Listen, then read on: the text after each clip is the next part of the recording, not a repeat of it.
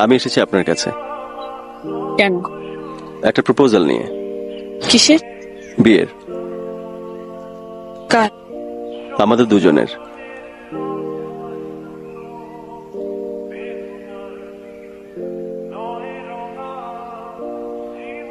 আর কিছু? আমার যোগ্যতা, আমি আপনাকে ভালোবাসি। এই যোগ্যতায় আমাদের দুজনের কি এক হওয়া সম্ভব?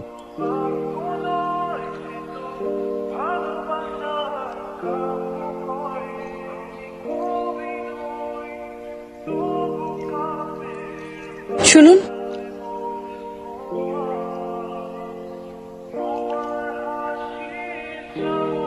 আমার ফুল আপনি কাকে দেবেন? আপনি নেবেন?